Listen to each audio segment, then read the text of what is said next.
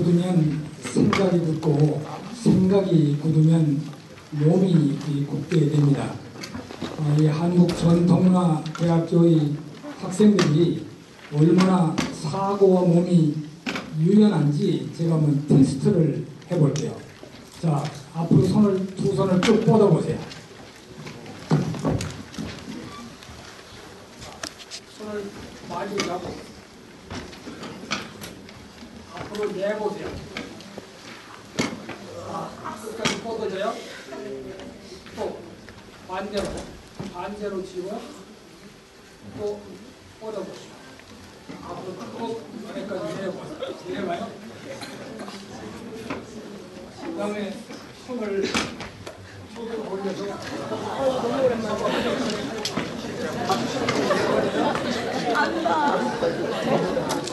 반대도 잡아보세요.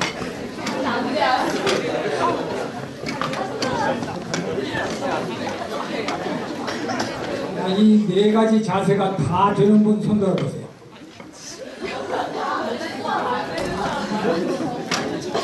그래도 이 대학교 학생들은 상당히 유연한 편입니다. 제가 중국이나 일본에 가서 해보면 네 가지 행동이 다 되는 분이 일할이 안 돼요.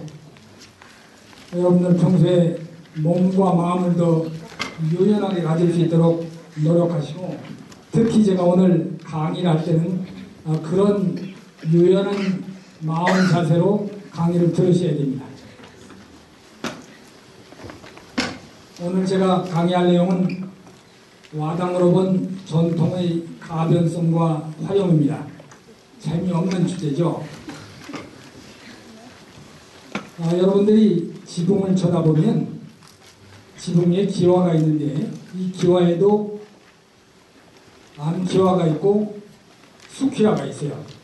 하늘을 향해서 넓적하게 누워있는 것이 여자기와고, 그 여자기와의 틈 사이를 올라타고 땅을 내려다보는 형상의 반원통형 기와가 수기와입니다.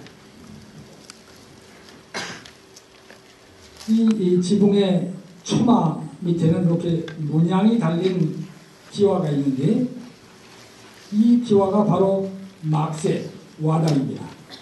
당연히 이 기와에도 암막새가 있고 수막새가 있습니다.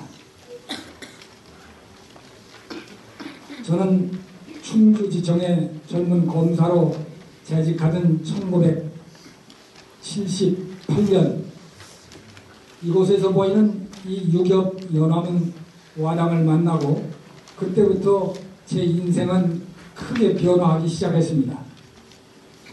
젊은 검사인 저는 이 와당이 왜 색깔은 백제의 회백색이고 인상은 고구려 와당처럼 웅건하고 또 백제 와당처럼 유격인지 의문이 생겨서 그때부터 본격적인 수사를 시작했습니다. 제가 수사한 결과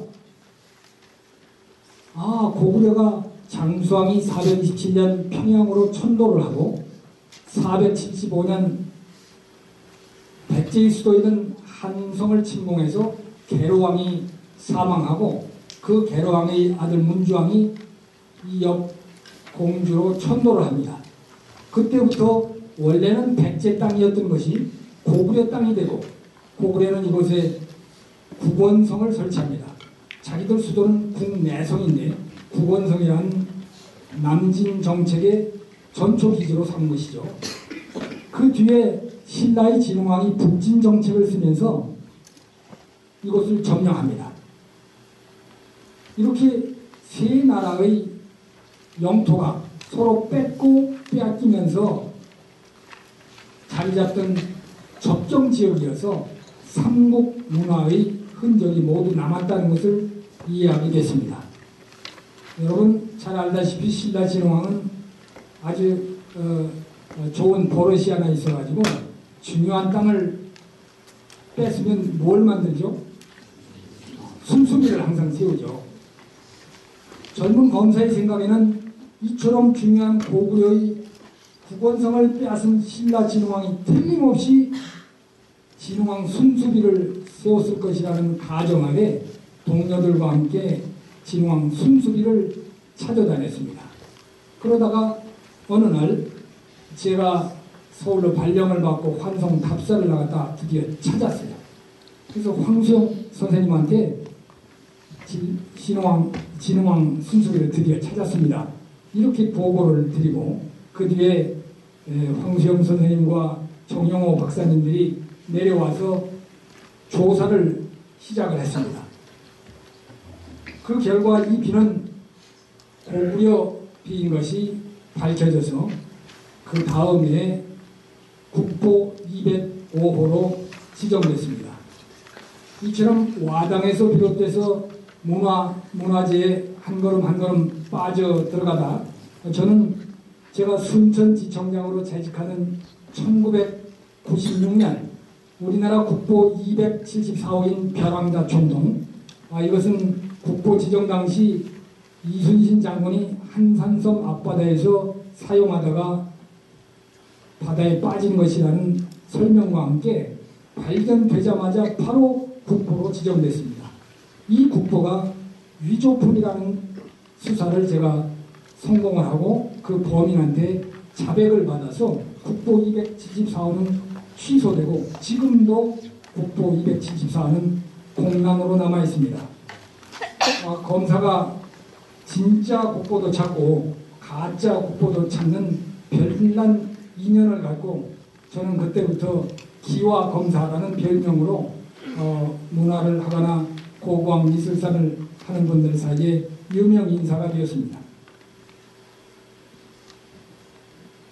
이렇게 시작된 기와 수집은 계속해서 1점, 2점, 100점, 1000점 이렇게 늘어나고 제가 대검찰청의 중앙수사부장으로 있던 2002년에 제가 수집한 기와 1873점을 국립중앙박물관에 기증을 해서 지금도 국방에 가면 제 이름에 기증실이 있습니다. 재미있는 것은 바로 제 이름 아래에 있는 이웃지 이사호입니다. 국방에 가면 기증실에 바로 제 옆방에 이분의 기와가 기증한 기와가 진열되어 있어요. 이분의 기와는 전부가 한국 와당인데 한국 와당 중에서 가장 컬렉션이 풍부하고 품질이 우수한 와당입니다. 이것을 이 이웃지 이사호 선생은 1987년 반을 국립중앙박물관에 기증을 하셔서 옛날 경복궁 시절부터 기증실이 있었습니다. 그러다가 지금 용산으로 이사하면서 제 방하고 나란히 자리를 잡게 됐죠. 요사이도 친구들이 이 기증실에 갔다 제 사진이라는 걸 보고 전화를 합니다. 야 장종아, 내 손자하고 여기 왔는데 네 얼굴이 여기 있어서 내가 친구라고 자랑할 테니까 우리 손자랑 얘기를 좀 하라는 거예요.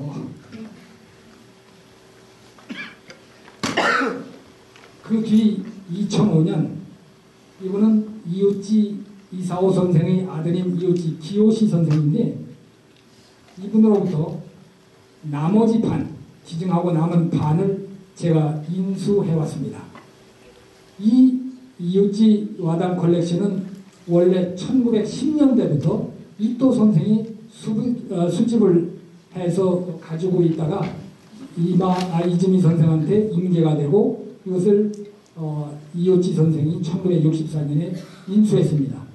이 당시 1944년에 이 두 분 간의 계약서, 이분이 1931년, 39년에 전시회했던 전시 자료까지 제가 다 넘겨받았습니다.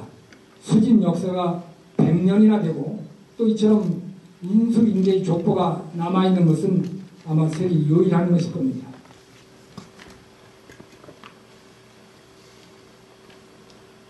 저는 이 인수받은 와당을 어떻게 처리할까 고심을 하다가 국방에서는 더 줘도 못 받겠대요. 더 방을 줄 수가 없으니까 수장고에 넣을 수밖에 없으니까 받기가 곤란하다고 해서 여러분과 상의 끝에 제가 와당 박물관을 만들기로 해서 2008년에 와당 박물관을 설치했습니다. 청와대 근처에 있으니까 놀러 오세요.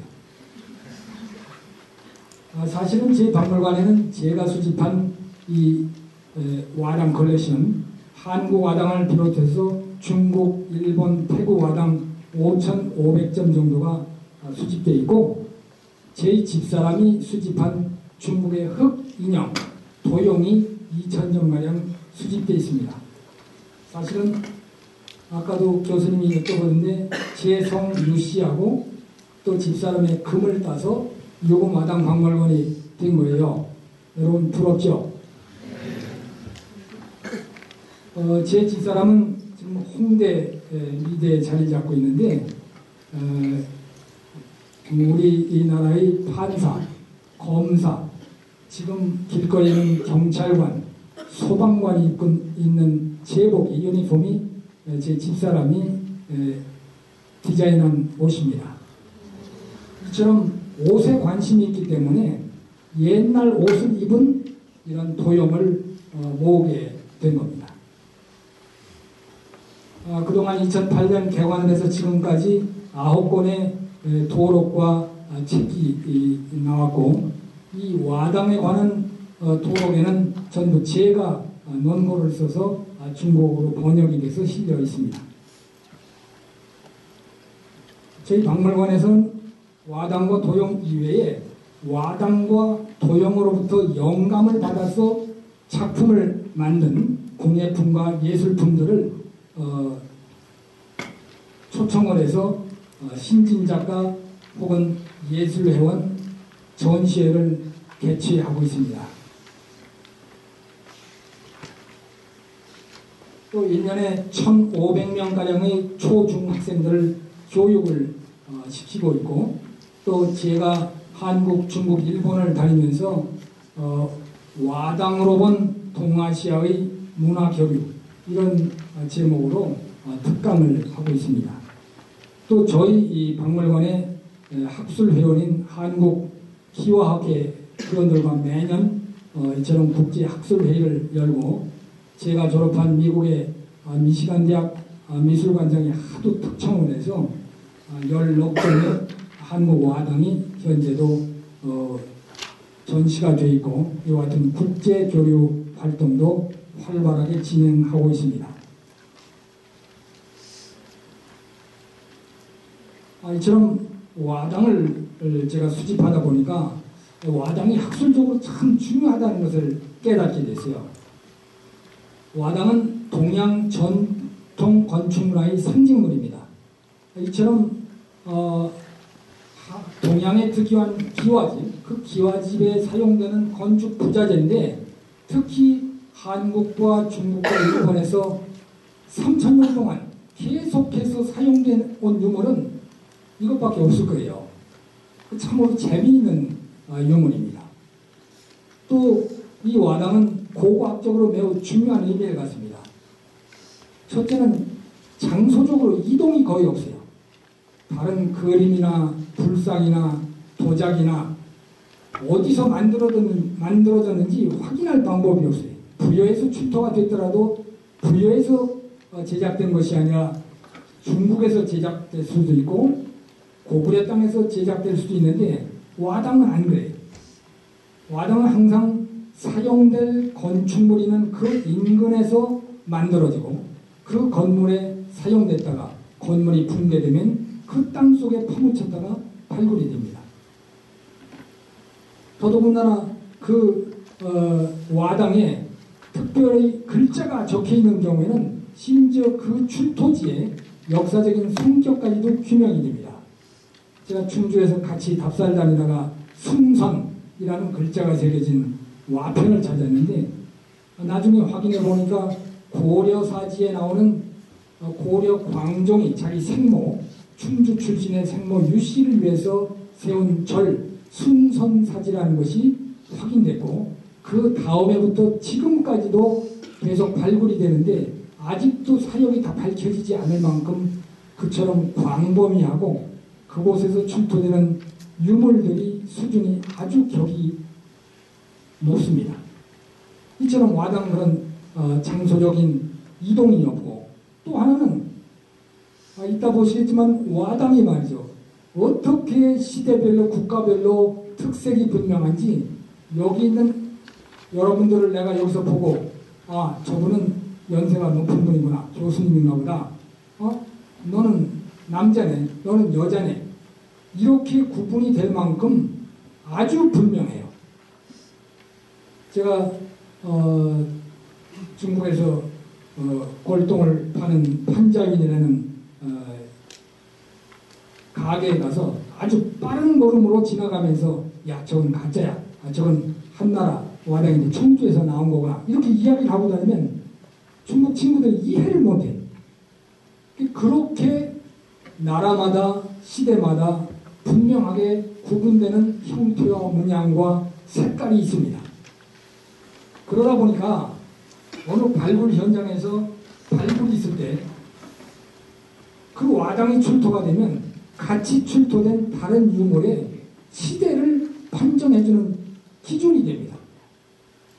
더더군다나 다른 유물이 없을 때는 그 와당을 가지고 그 건물이 언제쯤 건축이 돼서 언제쯤 붕괴됐는지 그 건축물의 역사를 알아볼 수도 있습니다. 이처럼 고고학적으로 아주 중요한 유물이에요.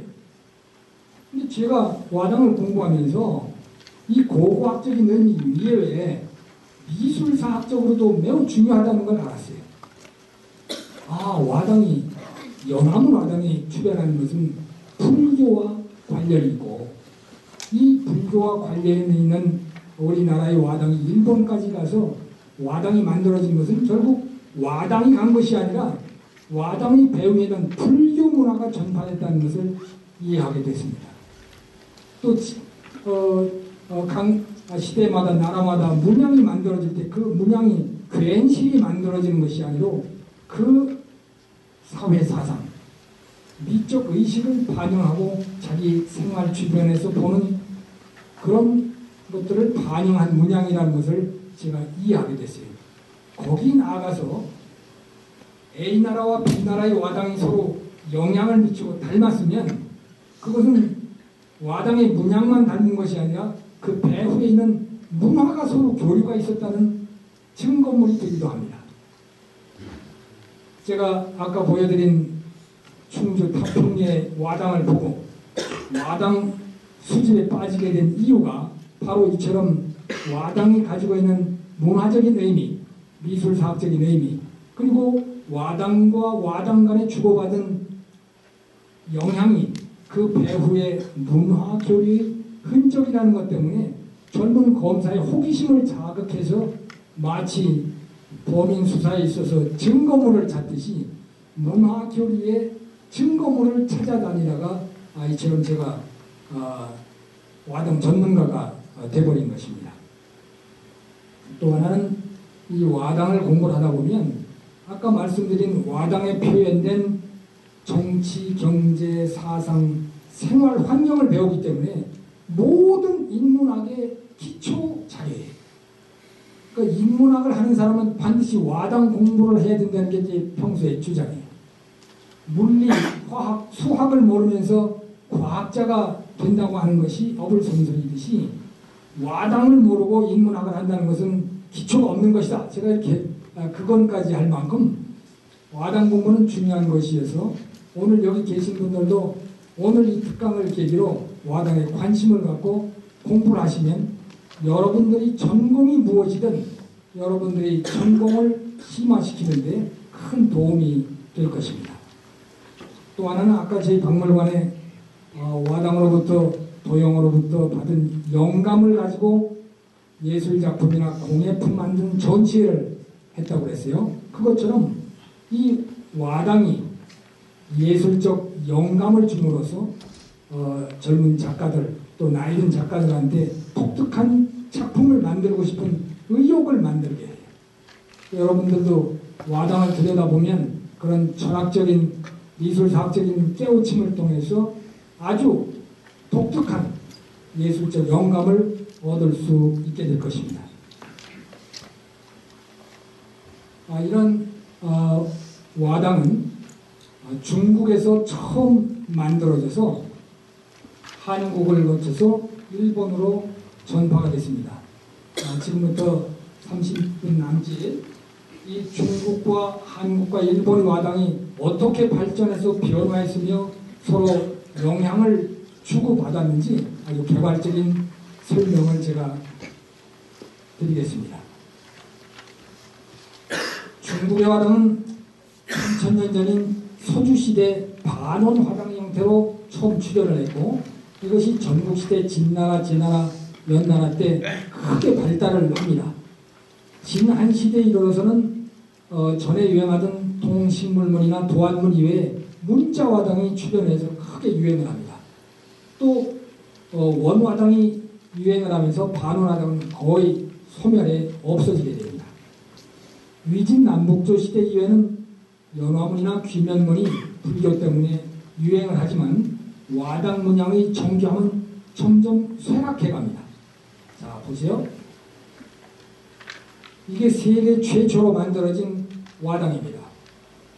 이처럼 문양이 없는 것도 있고 이처럼 중한 문을 가진 것도 있는데, 이 문양이 없는 것은 기술적인 예술적인 초보성 때문에 아마 이렇게 만들었을 것으로 생각이 됩니다. 이 문양은 비늘 문양 같기도 하는데 서주시대 토기에 많이 나타나는 문양이죠. 이 문양은 와공이 함부로 만드는 것이 아니에요.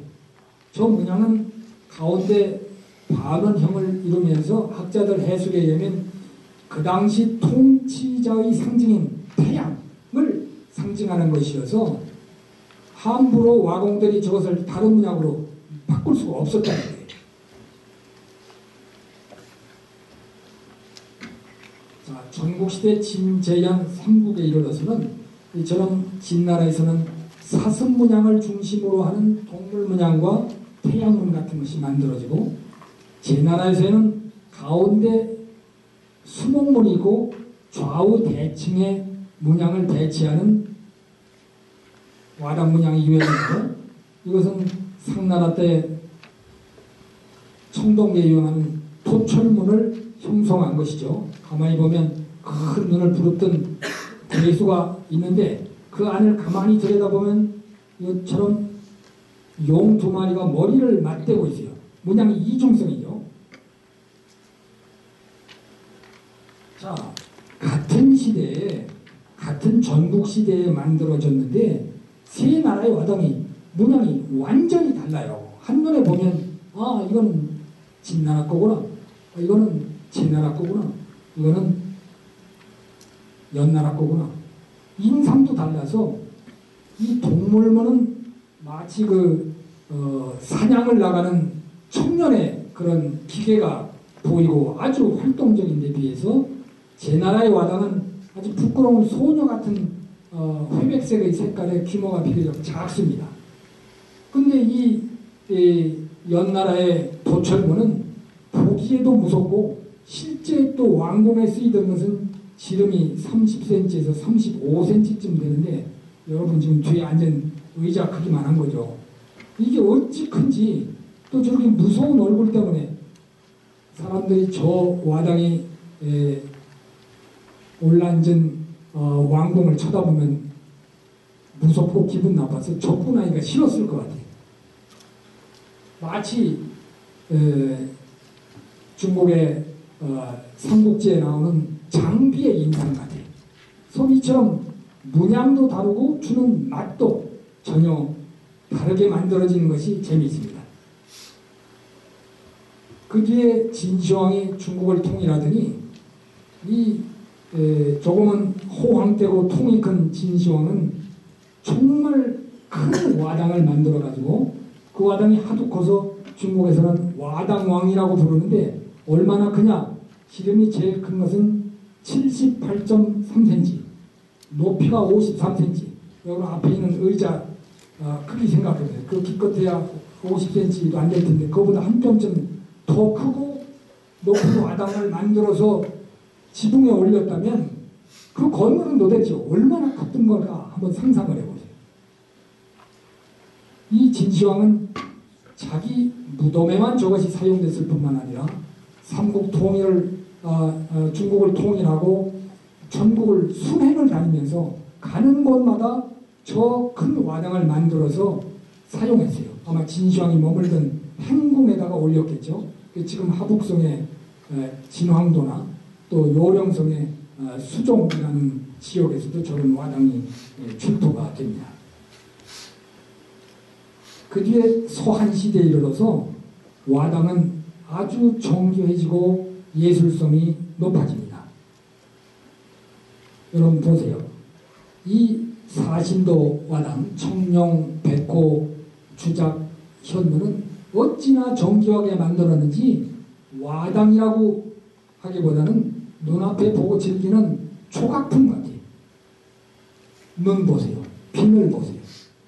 이 주작의 행동 거지를 보면 지금이라도 뛰쳐나올 것 같은 생동감이 넘쳐 흐르는 예술 조각품이에요. 참으로 대단합니다. 중국 와당 중에서 예술성이 가장 높은 와당입니다. 게다가 이처럼 문자 와당이 유행을 하는데 문자는 한 글자에서 12글자까지 다 출토가 되는데 아직 11글자짜리는 출토가 안 됐어요. 한 3년 전쯤 22자짜리가 하나 출토가 됐습니다. 이 와당은 좀 부채꼴처럼 나는 요 지역에 글자를 써이다 보니까 평소에 일반적인 글씨체로는 안 되죠. 그러니까 전소체나 글자를 두 개를 합하거나 글자 중에 복잡한 걸 빼거나 이렇게 갖은 재주를 다 부려서 글자를 새겼어요. 같은 장락, 미양이라는 글자도 글자체가 뭐 10대 개 됩니다. 또 저 내용은 대부분이 길상의 축복을 하는 뜻이고 가끔 이렇게 한병천하, 한나라가 세상을 다 통일했다 뭐 이런 역사적인 사실을 기술하기도 합니다. 자, 이제 소한 동안이 끝나고 중국의 남북조 시대가 옵니다. 남경을 중심으로 하는 육조, 남조의 와당입니다. 이처럼 구름 문양이 있고 거치문이라고 해서 톱니문가 있죠. 사람 얼굴이 있습니다. 또 도깨비 얼굴도 있는데 이처럼 손으로 만드는 것도 있고 양각으로 이렇게 튀어나오게 만드는 것도 있는데 이 눈빛이 재밌어요. 눈이 전부 아래를 쳐다보고 있어요. 연화문이 불교 때문에 등장을 하는데 이 연화문이 이처럼 단판 이렇게 꽃잎이 하나짜리도 있고 복판 2개짜리도 있습니다. 물론 2개짜리가 나중에 생긴 거죠. 여러분이 눈여겨봐야 될 것은 이 남조의 연화문 와당을 이 부분을 주연부라고 부르는데 주연부가 톡 튀어나왔어요. 높죠? 이것도 높죠. 또 왜 사람 얼굴을 뜬금없이 지붕에다 맨달았겠나? 제가 보기에는 우리 사람의 얼굴이 아니라 자기를 보호해주는 의미의 신선이나 이런 분들의 신적 존재의 얼굴을 갖다 놓은 거라고 보여져요.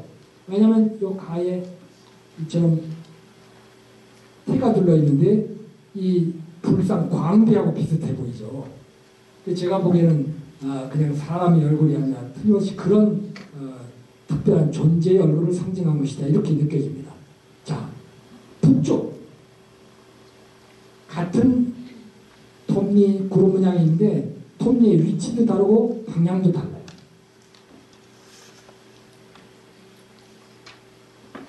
이거는 톱니와 키가 안쪽을 향했는데 바깥쪽을 향했죠. 사람 얼굴도 이처럼 전부 양각입니다. 또 연화문이 있고 귀면도 전부 양각인데 재미있는 것은 눈이 이것도 아래를 내려다보고 있어요. 틀림없이 남조 북조의 귀면이 서로 영향을 준 것으로 보입니다. 이런 와당은 남조에서는 아직 출토된 일이 없습니다. 여러분 연화문 와당을 보면 아까 북쪽 것은 요 주연부가 퉁 튀어나왔는데 남쪽 것은 납작하죠.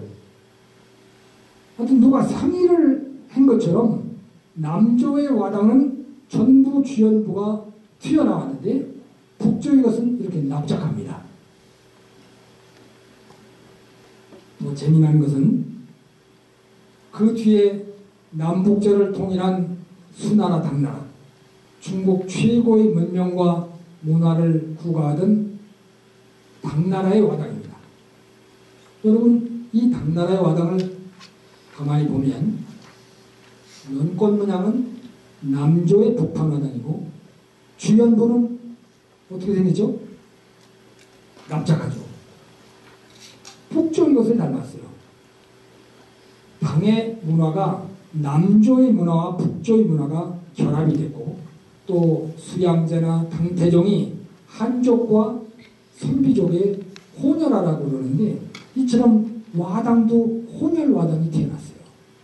이렇게 와당은 재미있습니다. 그 당시에 문화 현상을 누가 일부러 연구해서 표현하듯이 정확하게 표현하고 있어요. 송나라 때는 도자기의 영향을 받아서 그런지 이처럼 초화문이 많이 등장을 합니다. 자, 우리가 지금까지 본 와당은 전부가 수막세예요. 처음으로 안막세가 출현했습니다. 뒤집어서 얘기하면 중국에서는 제일 빨라야 요나라, 금나라, 원나라 때 이처럼 오동나무 잎형의 안막세가 처음 만들어졌습니다. 빨라야 10세기죠. 명나라에 이르러서는 이처럼 유리와당이 만들어집니다. 전에 만들어진 유약이 있는 와당과 달라서 태토도 전부가 고령틀을 쓰고 흰 고령틀을 쓰고 아주 단단하고 도자기와 비슷한 느낌을 주고 또 이처럼 생동감이 넘쳐 흐르는데 이 청나라에 오면 어쩐지 색깔도 많이 쓰고 그랬는데 예술적 품격이 한 수 아래예요. 물론 명나라나 청나라 때도 이처럼 일반 와질의 기와가 만들어졌습니다. 자, 우리나라 와당입니다. 우리나라는 삼국시대 때 고구려 백제 신라가 와당을 만들기 시작했는데 와당의 문양도 다르고 인상이 달라요. 고구려 건 보면 남자답게 생겼습니다. 백제의 것은 아주 귀족적인 우아한 품위를 갖고 신라 것은 고졸하다고 그랬는데 그냥 더 속된 얘기를 하면 좀 못생겼어요. 한 수가 아래예요. 거칠어요. 그런데 통일신라 시대에 이르러서 어찌된 일인지 갑자기 와당 문양이 다양해지고 정교해지고 생동감이 넘쳐 흐르는 그런 와당들이 만들어져요. 어찌 아름다운지 모릅니다. 또 전에 없던 새로운 문양과 형태가 만들어지고 특히 안막세가 크게 유행을 합니다. 고려 이후에는 와당 문양이 통일신라 시대보다 조금 덜 정교합니다. 자, 매우 중요합니다. 보세요. 우리나라 고구려 최초의 와당이라고 할 수 있는 이 권은문, 고사리 문양이기도 하고 구름 문양이라고 이렇게 부르는데 이 와당을 가만히 분석해 보세요. 와당을 이렇게 면을 구분하는 것은 중국의 은문수막세에서 가졌고 와당에 문자를 쓰는 것은 그 당시 유행하던 문자 와당에서 영감을 받아가지고 이것들과는 전혀 다른 와당을 창조해냈어요. 이게 중요한 겁니다. 그냥 모방을 하지 않았어요. 또 하나 보여드릴게요. 이것이 고구려 최초의 연화문 와당이라고 보이는 천추총의 와당인데 이것도 마찬가지입니다. 이처럼 와당변을 구획하는 것은 중국의 운문와당에서 가져왔고 연꽃은 육조, 남조의 연화문 와당에서 갔다가 전혀 다른 와당을 창조해냈어요. 아까 권은문 와당하고 이 연화문 와당하고 이 와당을 문양을 만들어낸 과정이 너무 똑같잖아요.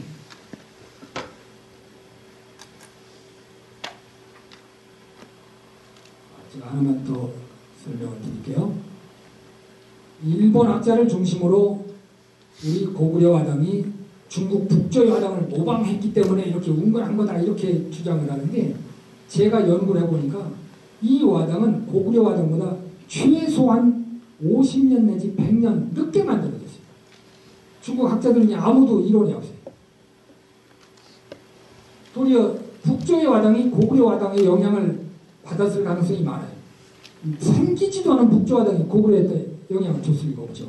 또 하나는 중국 학자들을 중심으로 지금 요령성인 사면의 수도 지역에서 출토된 이 화당이 고구려 화당을 봐라. 칸막이도 비슷하고 이거 사면 화당 모방해서 만든 거다 주장을 하는데 제가 연구한 결과 반대.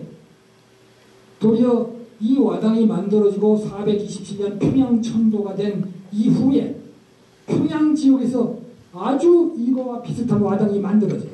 그거를 흉내낸 게 거의 틀림없어요. 여러분 새로운 이론 아니에요? 모든 문명과 문화는 우리가 중국에서 받아들였다고 배웠는데 화당을 통해서 도리어 고구려의 문명과 문화가 중국으로 간 것도 많다는 것을 찾아낸 것 같아요. 이거는 유명한 광대토 대왕릉에서 출토된 화당인데 이렇게 Y자가 적혀있는 연꽃 봉오리가 문양으로 채택되어 있어요. 근데 이거는 서기 357년에 만들어진 것으로 보이는 고구려 안악산업은 벽화에도 유명한 고구려 무용청 벽화에도 나오는 거 아주 비슷해요. 고구려적인 연화 문양인 겁니다. 제가 국내성에 가보니까 국내성 동문에서 직선거리로 250m 지점에 가면 고구려에 있던 그 연땅이 연못이 지금도 있고 제가 연꽃이 필 때 가니까 연꽃이 만개해 있어요. 그 당시에도 고구려인들은 이미 그 연당의 연꽃을 즐겼고 그 지역 사람들에 의하면 연과라고 해서 그 연씨 그게 마취 성분이 있답니다. 그래서 고구려 젊은이들은 가서 그걸 까먹고 마치 요새로 하면 술을 먹고 즐기듯이 사랑을 즐겼다고 그럽니다. 그러니까 아주 고구려인들에게는 익숙한 문양이에요. 자 보세요. 이처럼 칸을 나눈 거 말고 연꽃을 옆에서 또 연화문과 귀변을 섞어서 연화문과 사람을 섞은 문양도 만들었고 이런 문양은 중국 어느 나라에도 없습니다. 여러분 고구려 사람 얼굴 처음 보죠? 고구려 사람의 얼굴은 이거밖에 없어요. 이거 유궁화당 박물관에 한 점 있는 겁니다. 여러분 이 화당을 보면서 전에 본 다른 화당하고 뭐가 다르다는 느낌이 들잖아요. 생각나는 사람 손 들어보세요. 없어요? 색깔이 변했죠. 지금까지 본 화당들은 거의 다가 회백색, 흑색이었는데 이거는 젓갈색 아니에요? 고구려는 평양 천도를 전후해서 화당 색깔이 이렇게 붉게 변합니다. 여러분 상상해보세요. 건물에 붉게 물들인 저런 귀면과 연화분이 질비했을 때 그 위압감이라는 것은 대단합니다. 재미난 것은 지금도 김병성 국내성 지역에 가면 지붕이 전부 붉은 기와예요. 무슨 인연이 있을 거 아니에요. 자, 이런 귀면도 만들어졌는데 이것은 육조의 귀면을 닮았고 이 귀면은 북조의 귀면하고 매우 비슷한데 전두환 대통령님이 부인하고 같이 저희 박물관에 왔다가 이 화당을 보시게 됐는데 지금은 돌아가셨지만 경호실장을 하던 안현태 장군이 대통령 여기 좀 와서 보세요. 왜? 이렇게 가니까 대통령님 코하고 너무 닮았어요. 여러분 언제 한번 사진 나오면 보세요. 너무 똑같아요. 전두환 대통령께서 보시니 그렇네. 이 아름다운 기계의 코가 고구려 와당에 그냥 남아있고, 재미난 것은 이처럼 사각의 귀면화가 평양에서도 출토가 되고 북조의 업성에서도 출토가 되는데, 이 업성은 535년 이후의 수도입니다. 이것은 평양천도 이후에 427년에서 500년 사이에 만들어진 것이 거의 틀림없어요. 이거보다 이게 먼저 만들어졌죠. 그러면 이 고구려 사각 귀면화가 북조에 영향을 미쳤을 가능성이 아주 농후합니다. 이것도 앞으로 학자들이 연구해야 될 부분이에요. 더 재미있는 것은 인동문입니다.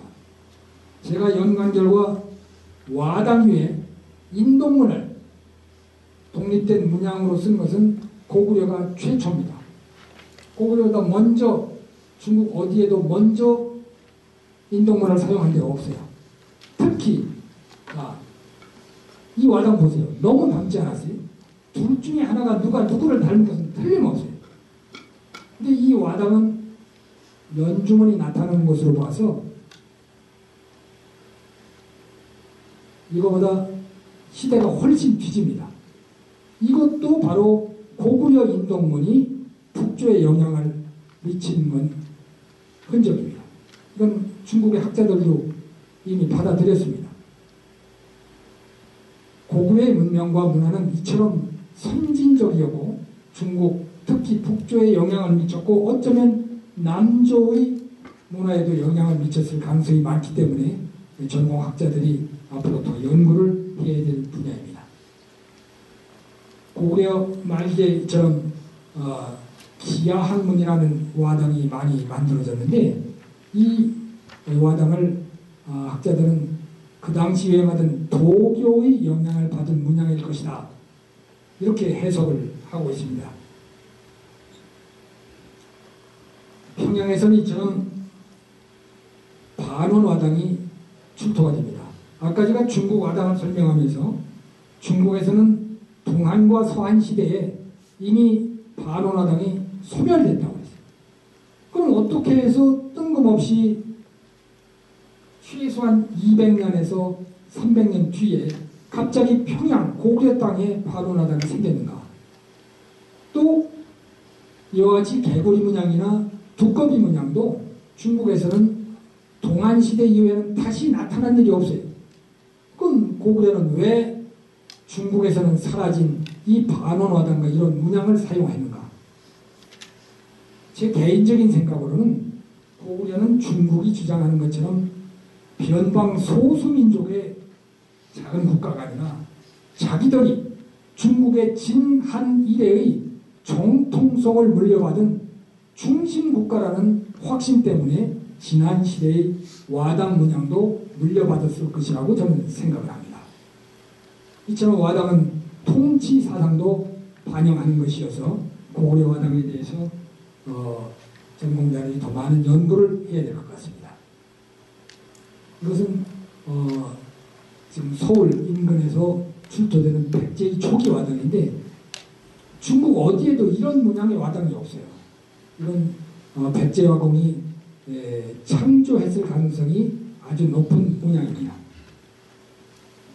이 와당들은 남조의 와당을 본받아서 만들었지만 남조보다도 색깔이 회백색이고 유연하고 부드럽고 훨씬 귀족적입니다. 또 이런 문양에 이르면 남조의 것을 모방은 했지만 이처럼 훨씬 아름답고, 또 이런 문양들은 예술적 종교적 품격이 아주 높은 것이라고 제가 이해됩니다. 아까 말씀드린 것처럼 초기의 문문와당은 기술적인 예술적인 초보성 때문에 등장한 것이지만 백제의 이 와당은 아주 심오한 종교적인 예술적인 의미를 가졌을 것으로 보여서 이것도 더 많은 연구가 필요합니다.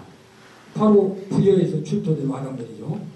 물론 제가 1978년 부여박물관 앞에 있는 오태만이라는 나이가 든 골동가게 주인한테 갔을 때 함지박에 와당을 이만큼 쌓아놨어요. 그래서 사장님, 이 와당 얼마예요?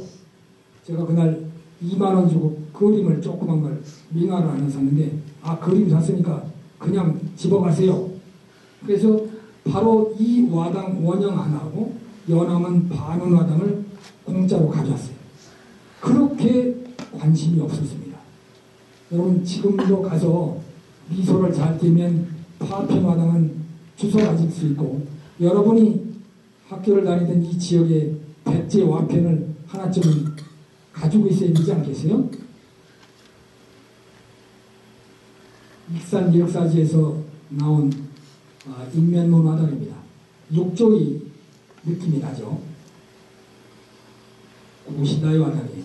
학자들은 고구려식, 백제식, 고신라가 창안해낸 고신라식 화당이라고 그렇게 분류를 합니다.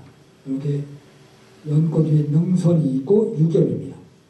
근데 제가 보기에는 이 화당도 우리가 생각하는 것처럼 신라는 변방에 쑤셔박은 촌나라가 아니라 고구려나 백제 못지않게 남조와 교류가 훨씬 많았고, 이런 와당들이 남조에서 많이 발견돼요. 남조와의 교류를 더 많이 연구를 해야 됩니다. 이것은 아까 보다시피 중국의 인면화당은 사람의 얼굴이 아니라 신적 존재의 얼굴인데, 이건 틀림없는 신라인의 미소죠. 너무 아름답죠? 이런 귀명도 발견이 됐습니다. 자, 통인신라에 오니까 갑자기 와당 문양이 복잡해지고 정교해집니다. 특히 주연부에 이런 문양이 올라섭니다. 거의 99.9%의 통일신라 시대 이후 와당은 주연부에 문양이 있기 때문에 여러분들이 와당을 볼 때 보고의 백제 신라 거냐 통일신라 이후 거냐를 구분하는 판정 기준은 이 주연부에 문양이 있냐 없냐입니다. 중국에도 가끔 이렇게 문양이 올라선 것이 있지만 아주 예외적이에요. 천전 중에 한 점 나올 듯 말 듯인데, 통일신라 시대의 것은 모두 올라앉았고 이처럼 연꽃 위에도 문양이 등장합니다. 심지어 턱에도 등장하고, 그전에는 예외적으로 사용되던 복판, 중판, 보상화도 크게 유행을 합니다. 여러분 이 와당 문양 여러분들 디자인 할 수 있어요? 미시간 대학 미술관장이 와서 저 와당 앞을 떠나질 못해. 제가 보기에는 당시 이미 이처럼 복잡한 문양을 디자인하는 디자이너 그룹이 존재했던 것이 틀림없어요. 일반 스님이 만들어낼 수가 없어요. 그 당시에도 신라 전통문화대학교가 있어가지고 이런 디자인 공부를 시켰을 것 같아요. 자, 전에 없던 타원형, 기린문도 등장합니다. 사자, 가릉빙가. 여러분 이처럼 아름다운 키스씬 보았어요? 이거는 제가 국립중앙박물관에 기증한 건데 가만히 보세요. 손을 들었어요. 무릎 위에는 작은 장보가 있습니다. 눈, 코, 귀, 입이 있어요. 손을 들어서 지금이라도 바로 장보를 내려칠 것 같은 종중동의 자세예요. 이거는 중국인이, 일본인이 만들 수 없는 모양이에요. 너무 예술적인 품격이 높은 와당입니다. 이 가릉빙가 와당도 이렇게 춤추는 것, 악기를 연주하는 것 아주 여러 가지입니다. 이 구름 모양 너무 예쁘잖아요. 자, 아까 보여준 것처럼 원나라 때는 10세기에서 13세기 이르러서야 이런 안막새가 생기는데, 통일신라 시대는 이미 7세기 때부터 이런 네모진 사각 속에 참 아름다운 문양을 새겼어요. 우리가 훨씬 중국보다 앞질러서 안막새를 창안해서 사용한 겁니다. 대단한 거죠. 그리고 수막새 못지않게 저 아름다운 문양을 새겨서, 제가 청와대 근무하던 친구들한테 야, 청와대에는 그 봉황문 없애고 이거 그대로 갖다 뺏겼어. 이게 훨씬 아름다워요. 자, 구름 문양 날개 깃털 보세요. 이게 요사이 것이 아니라 지금부터 천수백 년 전에 만들어진 우리 조상이 밥상 위에 책상을 안고 있던 것이 아니라 지붕 위에 매달고 살던 문양이라는 걸 한번 생각해 보세요. 이전 귀면문도 크게 유행합니다. 발해가 한국의 역사의 일부이 아니냐 중국이 자꾸 시비를 걸지만 와당 문양만으로 보면 고구려 계통입니다. 고구려 초기에는 통일신라 시대를 닮았다가 고구려의 웅건한 기상도 닮았다가 이처럼 독특한 귀목문도 또 원나라의 영향을 받은 범자문도 등장을 하다가 고려 의종 때 이처럼 아름다운 청자화당을 만듭니다. 세상에 술병이나 꽃병에 쓰던 청자를 가지고 지붕에 올린다는 생각을 한 발상과 그 호화로움은 가히 짐작이 가죠.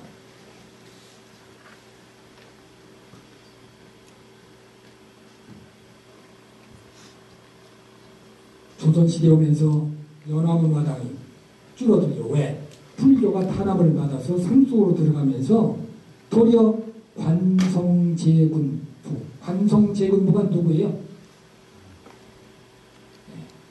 중국의 삼국시대는 관우 장군이에요.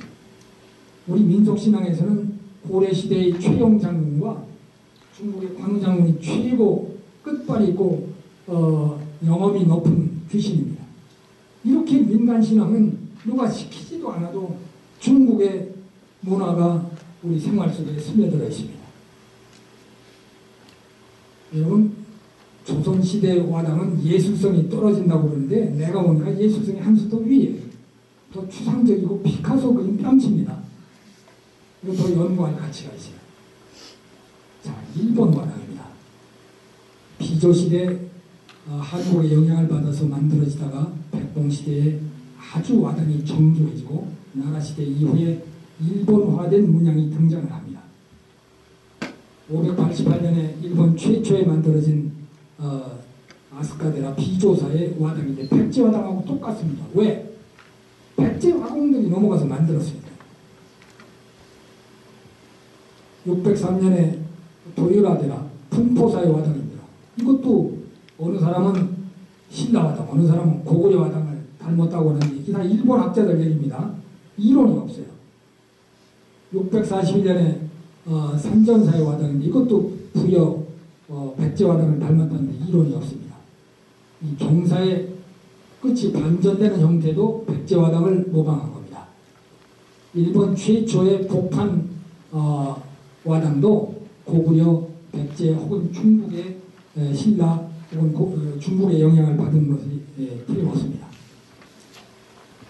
673년에 만들어진 대관대사의 화당은 자기들이 봐도 중국 화당하고 하도 똑같아서 일본 학자들이 대당양식이라고 불러요. 이 본 약사사의 화당은 680년에 지어진 건물에 쓰이던 건데 이것도 중국 화당하고 거의 비슷해요. 귀면도 또 이 인동문도 고구려 영향을 받았다는데 일본 학자들이 이론이 없습니다.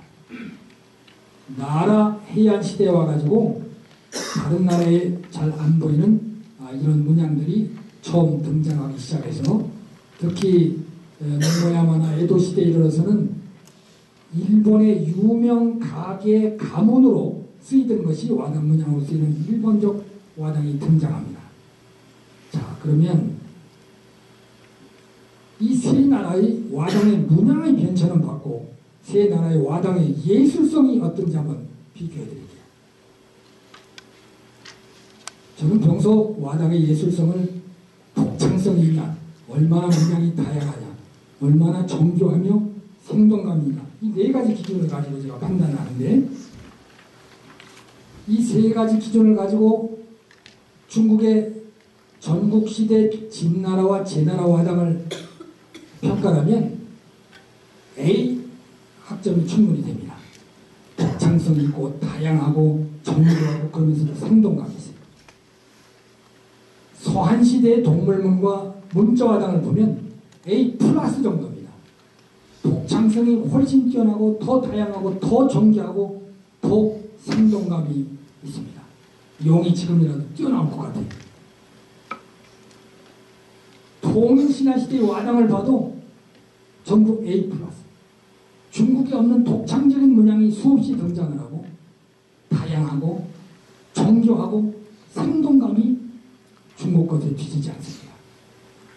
중국 학자들은 전국시대를 제1차 와당 전성시기, 소한시대를 제2차 와당 전성시기라고 그러는데 저는 통일신라 시대가 동양의 제3차 와당 전성시기라고 부릅니다. 중국 학자들도 일본 학자들도 아무도 이론을 제기하지 않습니다.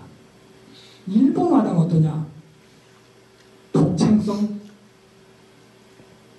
아무리 잘 줘도 B+, 다양성 아무리 잘 줘도 B+, 정치성 A+, 생동감 하도 정교하게 디자인하다 보니까 생동감도 B+. 이거 왜 그런 거예요? 왜 일본의 와당은 아스카데라부터 지금에 이르기까지 A 학점을 왜 못 맞는 거예요?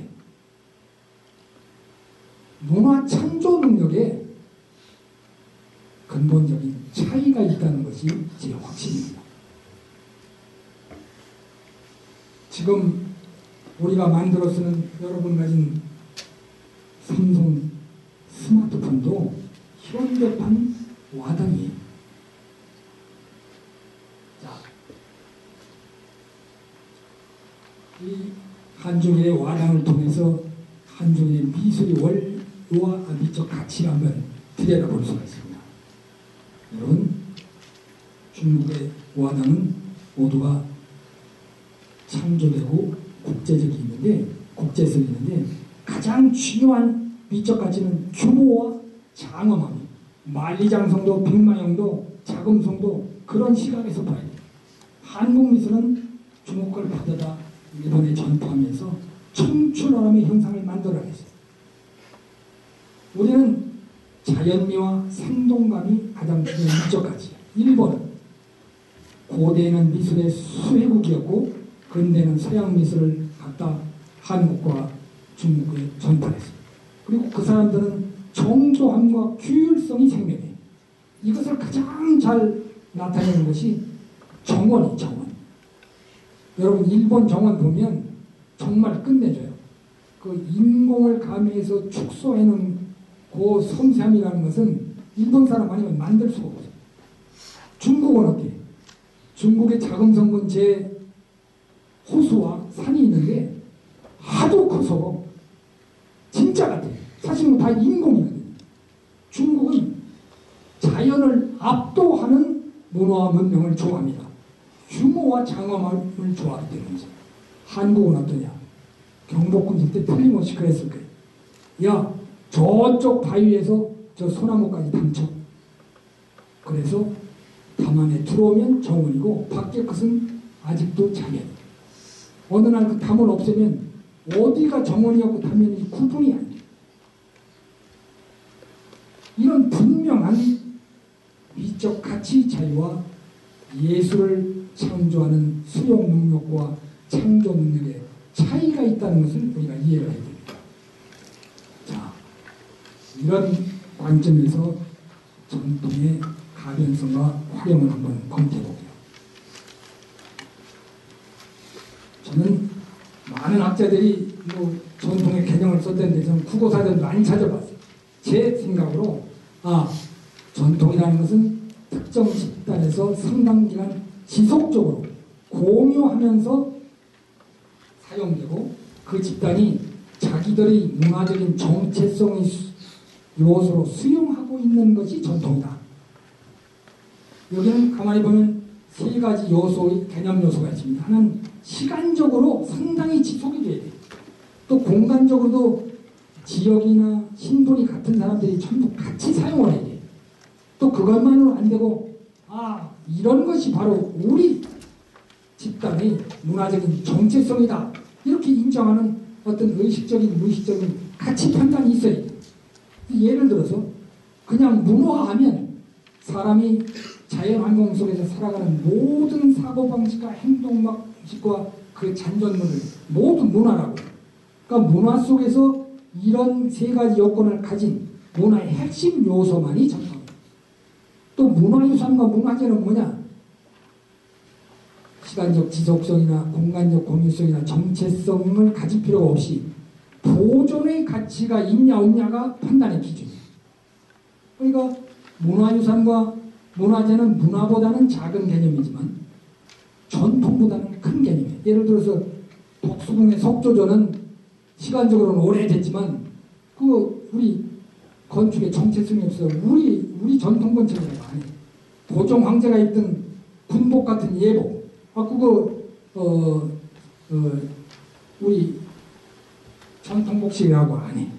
그러나 문화유산과 문화재에서 보존 가치가 있어도 문화재, 그 확실히 구분이 되니까요. 유행은 뭐냐? 시간적으로는 너무 짧아. 공간적으로는 많은 사람이 머리에 물들여. 그렇지만 우리 거 아니야. 왜? 그게 아무도 우리 문화의 정체성이라고 인정을 안 해.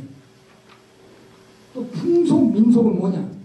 시간적으로 지속돼야 되고 공간적으로도 많은 사람들이 공유하고 있어야 되는데 그것을 우리 문화의 정체성으로 보냐 안 보냐는 가치 판단이 없어. 그냥 있는 그대로 많은 사람이 오랫동안 사용하면 풍속, 민속이라고 불러요. 그러니까 풍속과 민속 중에는 전통이 많지만 모두가 전통이 아니에요. 인습은 뭐냐?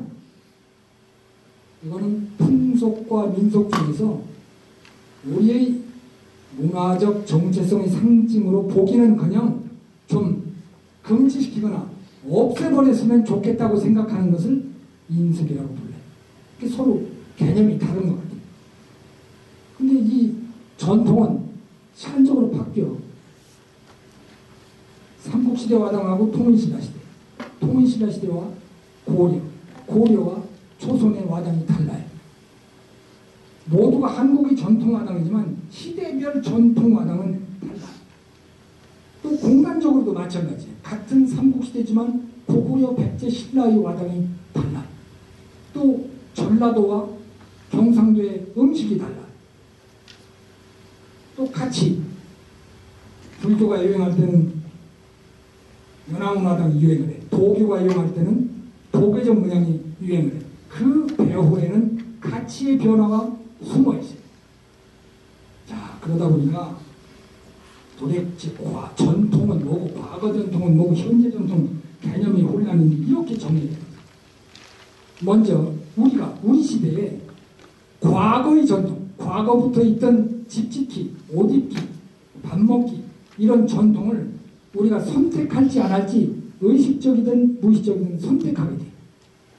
어떤 때는 한국전통문화대학교에서 얼마 전에 고려의 검사를 복원을 했다고 제가 들었어요. 옛날 영조 때 금지시킨 것을 찾아낸 거예요. 금지시키기 위해. 그러니까 과거 전통을 취사 선택을 하고 또 취사 선택해서 버린 것은 끝이고 선택한 것 중에서 이걸 어떻게 해석할지 재해석을 하게 돼요. 그러다 보니까 전통의 현대적 활용이라는 용어가 나와요. 이게 뭐냐? 이것은 과거의 집짓기 전통을 우리 계속 쓰겠다. 우리가 선택을 했는데 이거 그냥 쓰니까 불편하니까 이걸 이렇게 바꾸자. 그래서 변형을 가해. 그것은 사실은 현재의 전통을 형성하는 과정이에요. 현재 전통을 형성하는 과정을 100년 뒤에 들여다보면 사실은 지금의 전통은 미래의 눈에서 보면 과거의 전통이에요. 또 취사 선택할지 판단해야 돼요. 요새 유행하는 개량 한복, 이거 우리가 한복을 이제 변형을 시킨 건데 100년 뒤에 우리 전통이 될지 안 될지는 우리가 정하는 게 아니에요. 미래의 세대가 정하는 거예요. 그러니까 우리가 전통이라는 것을 과거, 현재, 미래 전통을 혼용을 하면 안 돼요. 통괄적으로는 전통이라고 부르지만 그 전통이 변해가기 때문에 그 변화의 과정, 가변성을 항상 전제에 두고 이해를 해야 돼요. 그럼 자, 21세기 초인 지금 우리가 옛날 전통은 하나도 변하지 말고 그대로 사용하자. 그래서 50년 동안 절대로 과거의 전통은 변화를 못 일으켜 법으로 정하고 한국전통문화대학교에서도 야, 이 옛날 그림에 여기 점 없는데 왜 점 찍었어? 이렇게 하면서 과거의 전통을 지키면 22세기 100년 뒤에는 21세기 초에는 전통의 변화가 없는 전통의 암흑기였다. 심지어 한국전통문화대학교에서도 점도 하나 못 찍게 했다. 지붕에 선도 하나 못 꽂히게 했다. 이런 호평을 받게 될 것입니다. 그러면 전통을 구체적으로 어떻게 활용하냐? 어떤 때는 와당이 변하듯이 형태, 문양, 색깔, 재료, 제조 방법을 바꿔가. 자기들 취향에, 지금의 현재 우리 취향에 맞게 바꿔가. 개량 한복이 옛날 한복 그냥 자동차 탈 때 버스 탈 때 너무 불편하니까 버스 타고 자동차 운전하기 쉽게 고쳤어요. 그렇게 바꿔가.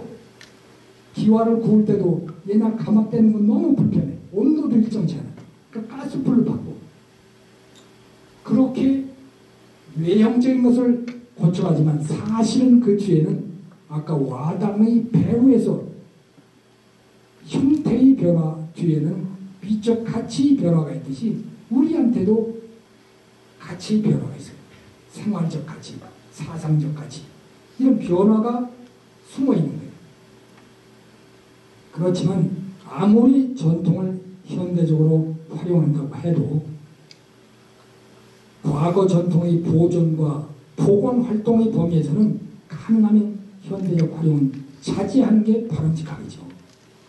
자, 그러면 우리가 전통 문화에 관한 자세와 정책을 제가 그동안 사용된 용어로 이렇게 세 가지로 구분을 해봤어요.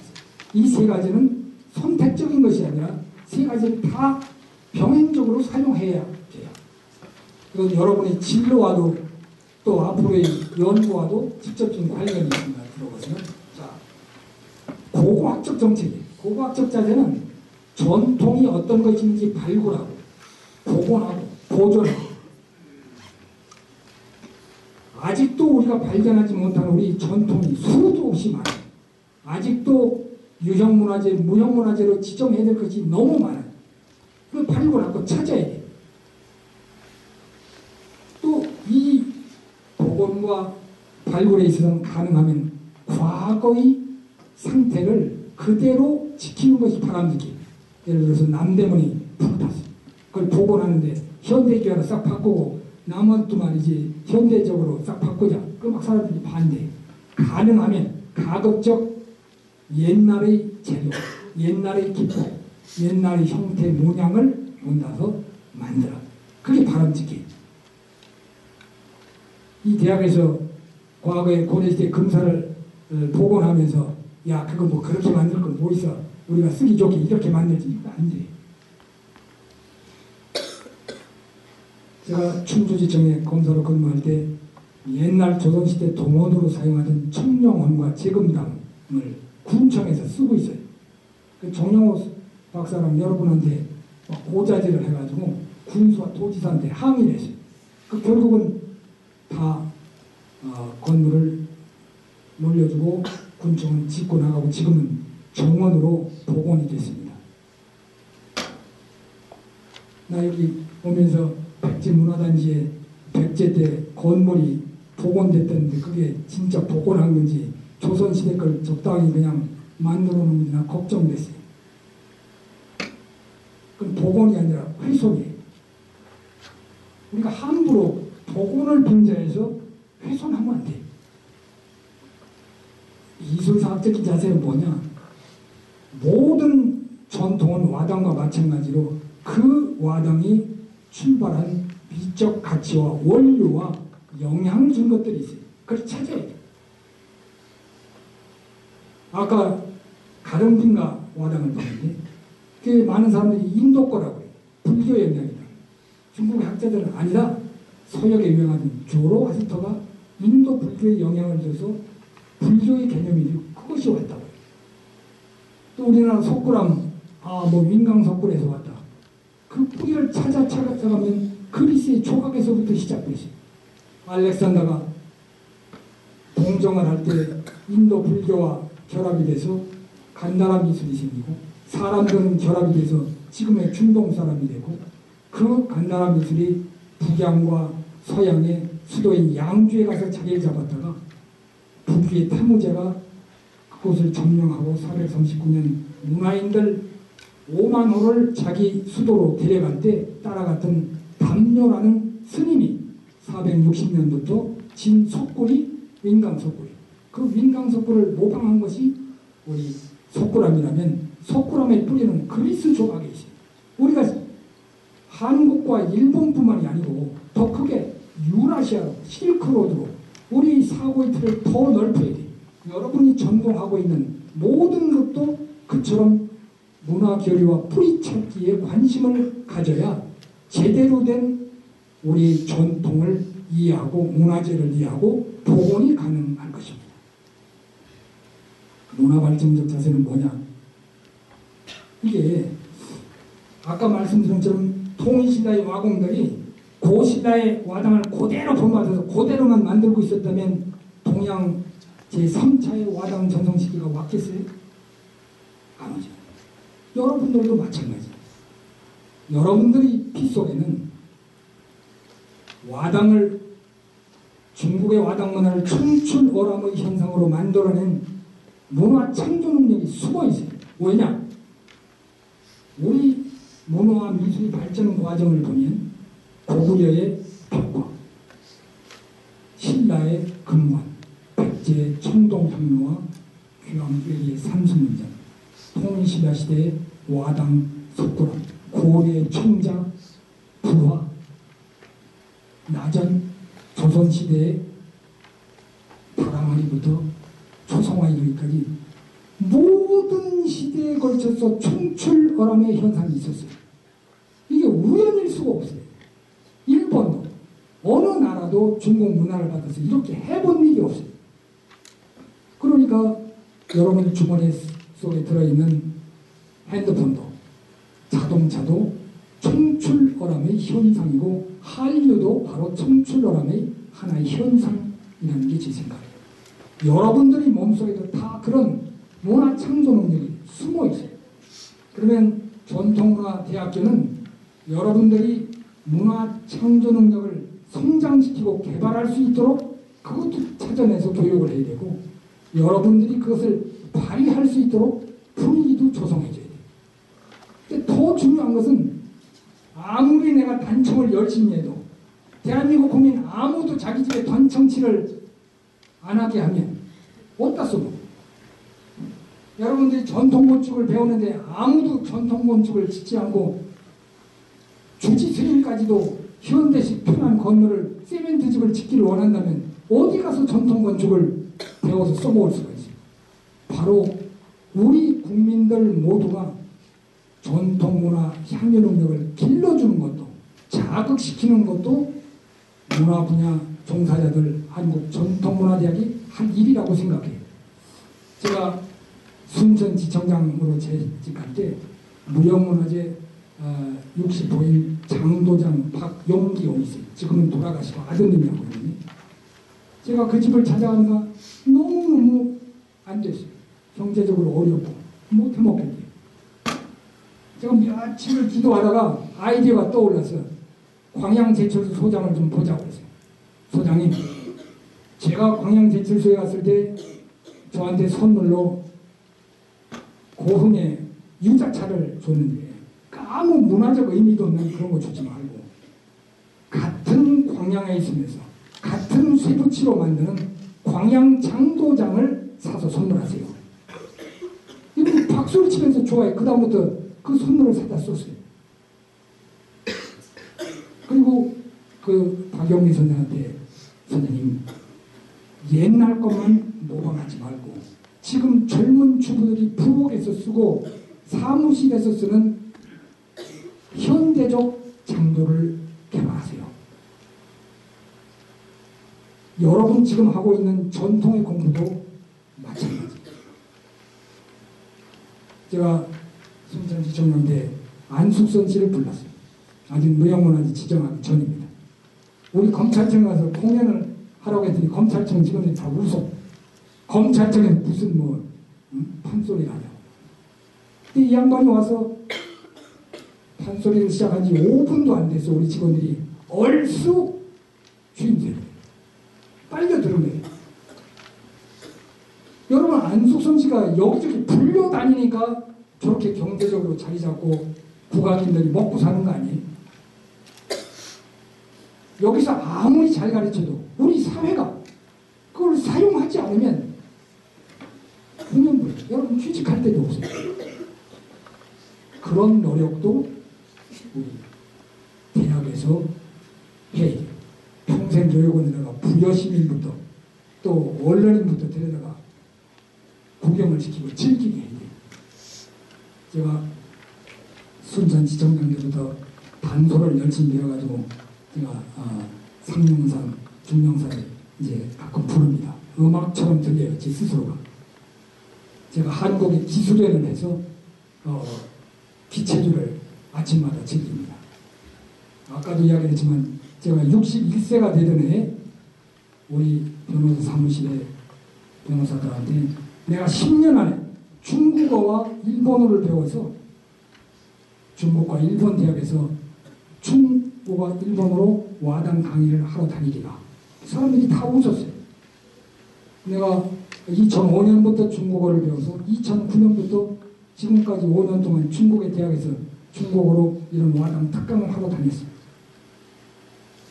2011년부터 내가 67대 일본어를 혼자 배우기 시작해서 작년 11월에 처음으로 데지카야마 대학과 르치메이칸 대학에 가서 2번 대학원생하고 연구재단한테 일본어로 강의했어요. 여러분, 동양 문화를, 동양 전통을 공부하려면 영어는 필수고, 나 컴퓨터 할 줄 안다, 나 스마트폰 할 줄 알아, 창피하잖아요. 영어 잘한다, 이건 얘기할 필요도 없어요. 적어도 중국어는 필수로 해야 돼요. 우리 대학에서도 영어와 함께 중국어도 필수 과목을 확보해야 돼요. 일본어도 당연히 해야 돼요. 그래서 여러분들이 저희 박물관에 일본, 중국 학자들이 오면 일본 학자는 일본어, 중국 학자는 중국어. 제가 중국 다니면서도 중국어로 토론이 가능하기 때문에 짧은 기간에 제가 중국 와당 전문가가 되고 동양 와당의 전문가가 된 것입니다. 여러분, 김현정 저 원장님한테 여러분이 쫄라서 방 좁으니까 일본어 30명밖에 못한다 이러지 말고 방을 넓고 가지고라도 여러분 졸업을 하고 대학원생이 됐을 때는 적어도 영어는 기본으로 중국어, 일본어를 다 할 줄 아는 그런 대학생이 됐으면 좋겠고, 지금 여기서 말씀하신 제가 드린 대로 한 1년은 고고학적 자세로 공부를 열심히 하고 1년은 미술사학적 자세로 열심히 공부하고 1년은 문화발전적 자세로 열심히 창작 활동도 시도해보고 1년은 인턴을 하고 취직을 하는 이런 풍토가 이루어지고 대학원 석사 박사가 되게 되면 그것을 더 세분화해서 전공하고 세분화해서 발전시키는 그런 발전이 있기를 기대합니다. 여러분 10년, 20년 뒤에 여러분들이 용화당 박물관을 다시 찾아왔을 때 80, 90세가 된 저한테 관장님, 제가 그때들은 특강 때문에 제 인생이 이렇게 변했어요. 이렇게 찾아오기를 기대하고 또 기다리고 있겠습니다. 감사합니다.